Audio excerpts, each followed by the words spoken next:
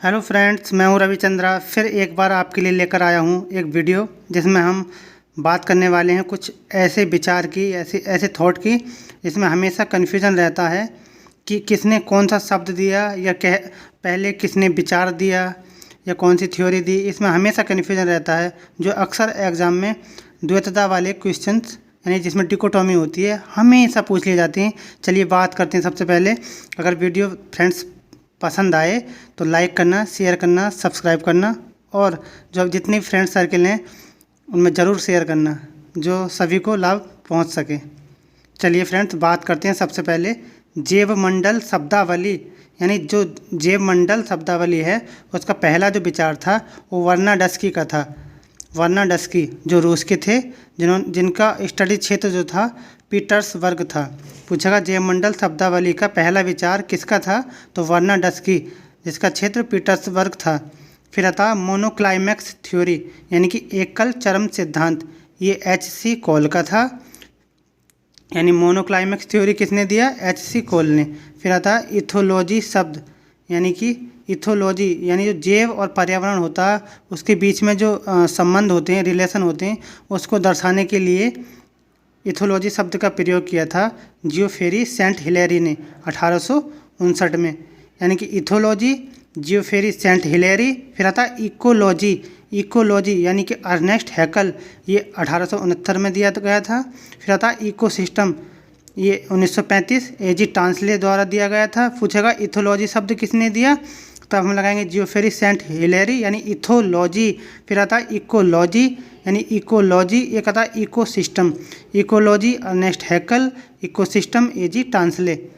फिर देखते हैं आगे फ्रेंड्स, ये 10% रूल है, यह सभी को पता है, आर लैंडमैन का है जो 1942 में दिया गया था। फिर आता है विश्व में हरित क्रांति के पिता, ये फ्रेंड्स जीआईसी में पूछा गया था, बहुत से बच्चों ने गलत भी किया था इसमें।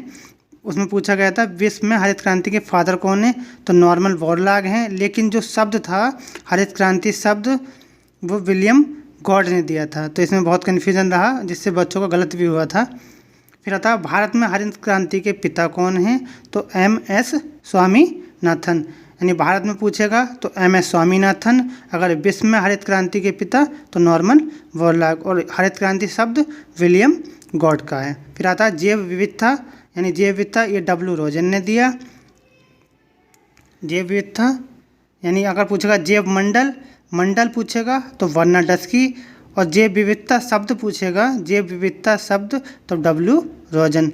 ध्यान रखना फ्रेंड्स, बहुत इंपॉर्टेंट है, बहुत मैंने सब इधर उधर से उठाया है फिर इसको एक जगह कंबाइंड किया है जिससे प्रॉब्लम ना हो। फिर देखते हैं जैविक विविधता शब्द, अगर वहाँ देखा था जैव मंडल वर्नाडस्की, जैव विविधता डब्ल्यू रोजन। फिर आता जैविक विविधता, ये एफ दासमैन का है। फिर आता जियोग्राफी शब्द, अगर जियोग्राफी शब्द देखें तो एराटोस्थनीज का है। अगर हिंदी में भूगोल शब्द की बात करें, पूछेगा हिंदी में भूगोल शब्द किसने दिया, तो आर्यभट्ट ने, जो उनकी पुस्तक थी आर्यभट्टीय, उसमें जो हेलियोसेंट्रिक पर आधारित थी उस वाली बुक में इन्होंने हिंदी में भूगोल शब्द दिया था। फिर आता पारिस्थितिकी निके यानी कि आला, ये ग्रेनल का है, ये 1917 में दिया गया। फिर आता मानव पारिस्थितिकी, ये सभी को पता है फ्रेंड, एच.जे. बैरोज का है, बहुत इंपॉर्टेंट है, हमेशा पूछा जाता है। फिर आता स्मॉग शब्द, पूछेगा स्मॉग शब्द का विवरण सबसे पहले किसने दिया, तो सर डॉक्टर हेनरी एंटोनी। फिर आता नगरीय उपांत की संकल्पना, यहाँ भी बहुत कन्फ्यूजन होता है। अगर नगरीय उपांत की संकल्पना पूछा जाए तो बान थ्यूनन, और नगरीय उपांत शब्द पूछा जाए तो टी.एल. स्मिथ 1937 में। फिर आता है नगर प्रदेश शब्द, अगर नगर प्रदेश शब्द की बात करें तो सी.डी. हैरिस। फिर आता है कंपेज शब्द यानी कंपेज, ये डी. विडलिसी का है। फिर आता है पुनर्वेशन यानी पुनर्वेशन मतलब होता है सन्नगर, सन्नगर यानी कि जो बड़ा नगर होता है उसके जो आसपास के नगर होते हैं उससे जुड़ा हुआ जो क्षेत्र होता है उसको सन्नगर कहते हैं, जिसका पैट्रिक गैडिज ने 1915 में पुनर्वेशन शब्द का यूज या प्रयोग किया। फिर आता है CBD यानी सेंट्रल बिजनेस डिस्ट्रिक्ट, ये सी कॉल्वी ने शब्द दिया था। पूछेगा CBD शब्द किसने दिया, तो सी कॉल्वी ने दिया।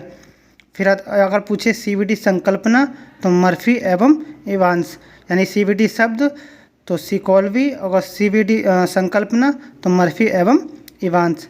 फिर आता है पेरिप्लस, पूछेगा पेरिप्लस क्या है, तो हिकेटियस महोदय ने बताया था जो भूमध्य सागरीय तट हैं जितने भी उसमें मोरक्को, अल्जीरिया, ट्यूनीशिया, लिब्रो और मिस्र और लीबिया या और ऊपर देखा जाए फ्रांस, पुर्तगाल और इटली वगैरह जो क्षेत्र हैं उनके लिए उन्होंने पेरिप्लस शब्द का प्रयोग किया था। यानी कि जितनी भी मैंने अभी जो बताए थे सभी जो देश थे उनके जो तट निकले हुए हैं उनको पेरिप्लस शब्द कहा हिकेटियस ने। फिर देखते हैं केल्टक शब्द। केल्टक शब्द यानी बिलास ने कहा था फ्रांस का जो तटीय क्षेत्र है उसके लिए बिलास ने केल्टक शब्द का प्रयोग किया। पूछा जा सकता है केल्टक शब्द का प्रयोग किसने और किस लिए किया गया था, तो केल्टक शब्द का प्रयोग बिलास ने फ्रांस के जो तटीय क्षेत्र हैं उसके लिए किया था। फिर आता है फ्रेंड्स पेज शब्द, ये सभी जानते हैं, पूछा भी गया है। पेज शब्द का मतलब होता है फ्रांस के जो छोटे छोटे प्रदेश होते हैं या क्षेत्र होते हैं उनके लिए पेज शब्द का प्रयोग विडाल डीला बिलास महोदय ने किया था। फिर आता है टेबलो शब्द का प्रयोग।